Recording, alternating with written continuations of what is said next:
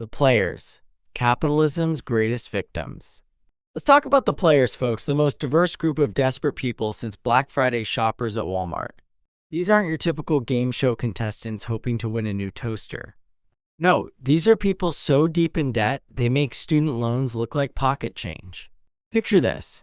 You're sitting there, eating your 5th cup of instant ramen this week, dodging calls from debt collectors like they're your ex, when suddenly someone offers you a chance to win more money than Jeff Bezos spends on space toys.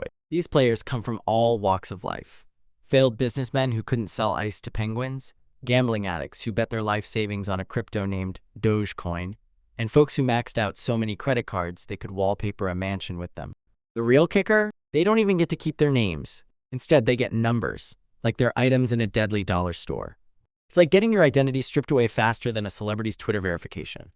And those numbered uniforms they wear? Let's just say they make prison jumpsuits look like Gucci runway pieces. Think about it. You're playing games from your childhood, but instead of timeout for losing, you get a permanent timeout. Like, really permanent. It's basically red light, green light meets the Hunger Games, meets my mom's disappointed look when I dropped out of college. The salesman, Satan's HR department. Oh boy, let's talk about these smooth-talking devils, the salesmen of Squid Game. If regular recruitment agents are like fishing with a rod, these guys are fishing with dynamite and a nuclear submarine. They're the type who could sell sand to a camel and convince it it's getting a bargain. These dapper demons don't just recruit players. They're like talent scouts for the apocalypse. They've got a special radar for desperation that makes a bloodhound look amateur. They can spot someone in debt from a mile away, probably by the way they frantically check their pockets every time they pass a vending machine. Their signature move? The Dokji game, a traditional Korean paper folding game that they've turned into the world's deadliest job interview. It's like if LinkedIn had a Hunger Games feature. They'll throw down 100 grand like it's pocket lint, knowing it's just the appetizer before the main course of psychological manipulation. The scariest part? They actually enjoy their job. While most people hate Mondays, these guys wake up excited to lure desperate souls into a death trap. They're like those overly cheerful morning people. Except instead of offering you coffee, they're offering you a chance to die for money. Okay, here it is. The circle workers, the blue-collar brigade of doom. Welcome to the bottom rung of the murder ladder, the circle workers. These pink-suited silent performers are like Disney World employees who've gone to the dark side. They're the ones doing all the heavy lifting, and by heavy lifting, I mean both setting up childhood games and dragging away bodies. Talk about a diverse skill set. Imagine being an intern, but instead of getting coffee and making copies, you're setting up deadly obstacle courses and cleaning up after eliminations. Their resume must read like a horror movie production assistant's nightmare. Skills include excellent attention to detail, good team player, proficient in Microsoft Office, and professional body disposal. These guys have to maintain complete silence while working, like they're in the world's most morbid library. The triangle soldiers, the deadliest hall monitors. If the circle workers are the stagehands of this deadly theater, the triangle soldiers are like hall monitors who traded their clipboards for MP5s. These guys take maintaining order to a whole new level. They're equipped with enough firepower to make a small country nervous, but they're using it to enforce rules in children's games.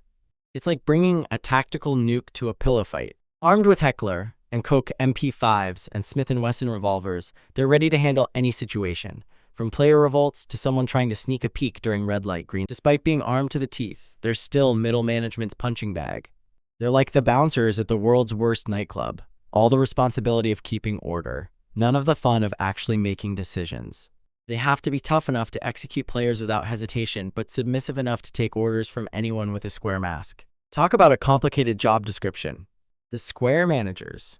Middle management goes murderous. Proof that middle management is equally soul-crushing in both regular offices and death games. They're the ones wearing pink suits with square masks, looking like geometric nightmare fuel. Unlike their silent underlings, managers can actually talk, which they'd probably consider a mixed blessing. Sure, they can give orders, but they can also say the wrong thing and end up permanently retired. They're responsible for keeping the games running smoothly, which is basically like being a project manager for the apocalypse. The officer, the ultimate middle manager from hell. Meet the officer, the guy who took climbing the corporate ladder way too literally and ended up in charge of the world's most lethal HR department. Wearing a black jumpsuit instead of pink, because fashion matters even in murder games, he's like the final boss of middle management. This guy doesn't just manage the games, He's also running a side hustle that would make Walter White blush, an organ trafficking operation that gives new meaning to the term recycling program. The Frontman, Gordon Ramsay's evil twin. The Frontman is what happens when you take a cooking show host, give them absolute power, and a much cooler outfit. Dressed in a black mask and robe that screams, "I take my evil fashion seriously," he's like a supervillain who really understood the assignment. As a former winner-turned-game master, he's living the ultimate started from the bottom, now we're here story, except here is running a deadly tournament of children's games. He runs the show from his high-tech control room, probably wishing he had Gordon Ramsay's vocabulary to properly express his frustration with contestants. The VIPs, the 1%'s evil Pokemon form. Imagine being so rich that regular evil gets boring. That's the VIPs.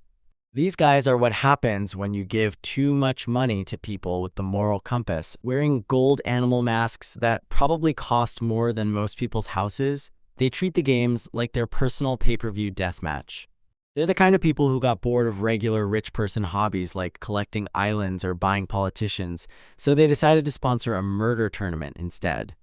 They watch the games while sipping champagne that probably costs more than a player's entire life savings, making bets on human lives like they're watching horse races. The host, the final boss of capitalism gone wrong.